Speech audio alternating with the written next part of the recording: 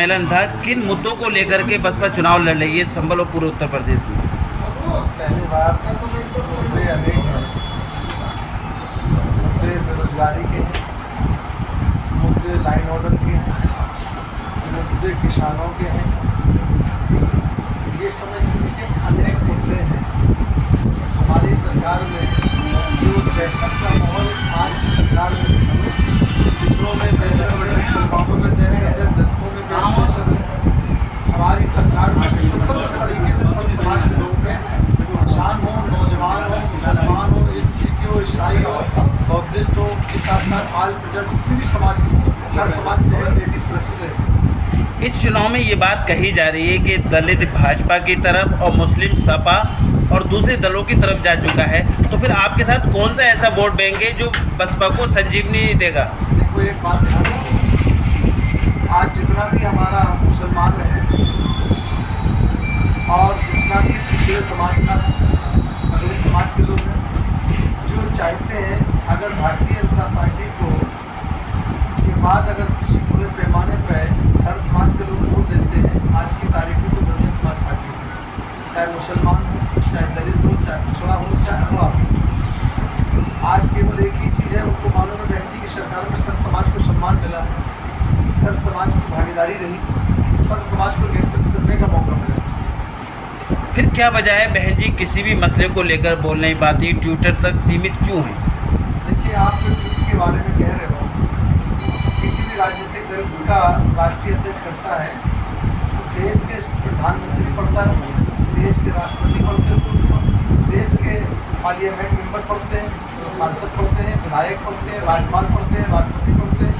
कोई जो भी राजनीतिक का छोटा से छोटा बड़ा नेता है वो एक दूसरे के राजनीतिक को जरूर पढ़ता है, और वो लोग पढ़ते हैं सांसद हो चाहे विधायक हो, जहाँ से कानून बनते हैं, उन्हीं की तो जरूर जहाँ से विकास की धारा बहती है, जहाँ से योजनाएं बनती हैं, वो लोग पढ़ते हैं। जनता को हमेशा बहन जी जनता की भाई अपनी जबान चाहे लिखित के बोले चाहे ओपन बोले, जो हमारे दिल में वही तो हम कह रहे हैं। ऐसा तो नहीं कि हमारी जबान दूसरा कोई बोले। विपक्ष की तरफ से लगातार ये आरोप लगाए जा रहे हैं कि बहन जी कहीं ना कहीं ईडी से और सीबीआई से डर रही हैं, इस वजह से वो आम जन में आकर के नहीं बोलती, ट्विटर पे ही घर पे बैठ कर के बोलती। आपको ऐसा लग रहा है कि ईडी और सीबीआई से बहन जी डरती? इन जितने लोगों ने देखी है बहन जी सबसे मुकाबला कर चुकी है, ईडी से भी जांच करा चुकी है, सीबीआई की भी जांच कर चुकी है, सारे मुकदमों से सामने कर चुकी है। बहन जी एक ऐसी लीडर है देश के अंदर जिनको आयरन के नाम से कहा जाता है कि आयरन, इसलिए आप इस बात को कभी भी मत सोचना।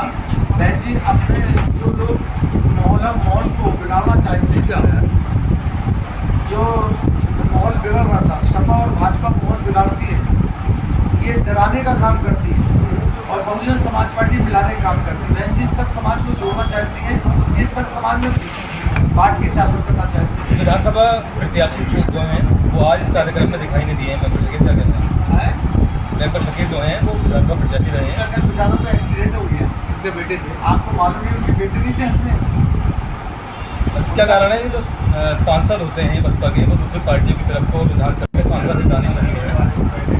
सियासत में कोई किसी को रोक सकता है?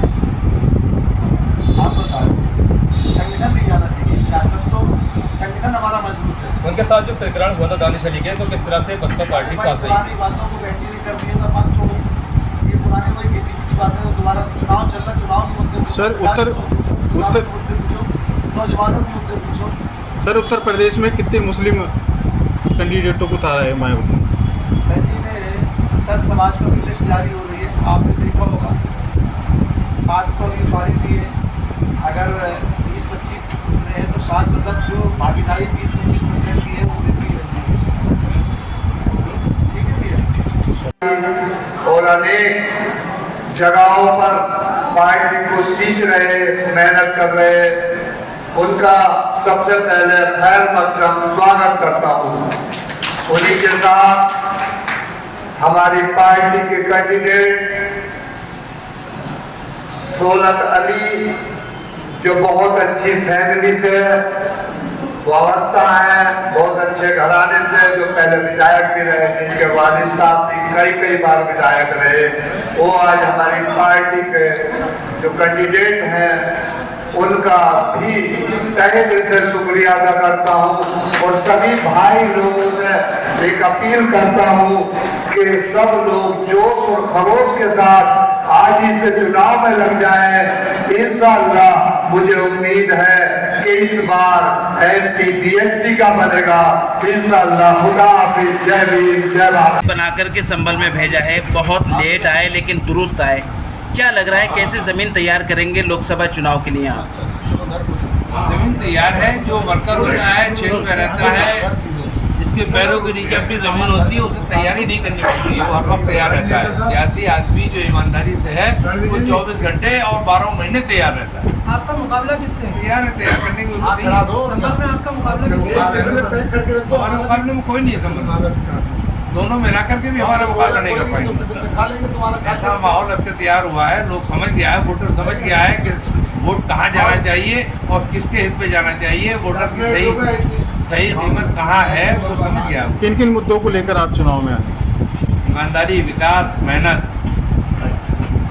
क्या संभल के मुसलमान, दलित, पिछड़े आपको स्वीकार करेंगे इस लोकसभा के चुनाव में? क्यों नहीं करेंगे, ये हमारा विश्वास है, बिल्कुल करेंगे। दलित, पिछड़े, मुसलमान सब स्वीकार करेंगे। और आपकी दुआ से ये एक ऐसा चेहरा है कि इसमें अधिक से अधिक बहुसंख्यक समाज के लोग, यानी जो अपर जाति के हिंदू वोटर कहलाते हैं, वो भी आपको मिलेंगे, आपका साथ देंगे, आपका चुनाव लड़ाएंगे। फिर ये क्यों कहा जा रहा है कि 16 दलित लगातार चुनाव हारते हैं, अभी तक कोई चुनाव नहीं जीत पा रहे हैं, उनकी छवि जो है क्षेत्र में ज़्यादा खराब है?